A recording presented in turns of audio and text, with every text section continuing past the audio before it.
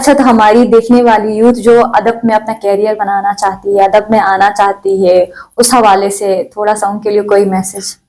میں سمجھتا ہوں کہ یہ جو ینگ جنریشن ہے، ینگ ٹیلنٹ ہے ہمارے پاس، ان کے اندر جو ہے ایک انرجی موجود ہے اردو شاعری میں. جب وہ شعر سناتے ہیں تو حیران کن شعر ہوتے ہیں ان کے، لیکن یہ ہے کہ وہ موسمی پرندوں کی طرح جو ہے ایک شعر کہنے کے بعد وہ جو ہے خاموش ہوتے ہیں. اس کے بعد وہ تک وہ محنت جو وہ مشق سکن جو کرنی چاہیے وہ نہیں کرتے ہیں، جس کی وجہ سے ان کی شاعری میں وہ نکھار پیدا نہیں ہوتا.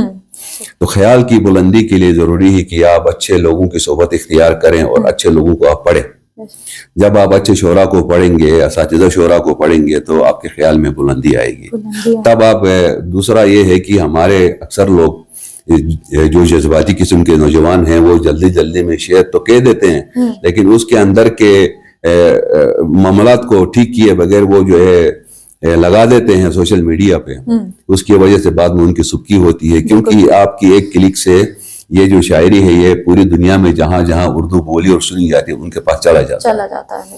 تو اس وقت جو ہے احتیاط کرنا ضروری ہے، کیونکہ باہر بڑے بڑے استاد بیٹھے ہوئے ہیں، وہ فوراً جو ہے اس پہ. اور دوسرا یہ کہ چربہ سازی، کسی کا خیال اپنے اوپر لا کر، یا انڈیا کے گانوں کی بہت سارے لوگ چربہ سازی کر کے بھی اپنے آپ کو شاعر کہتے ہیں. وہ شاعر نہیں، وہ متشاعر کہتے ہیں ان کو.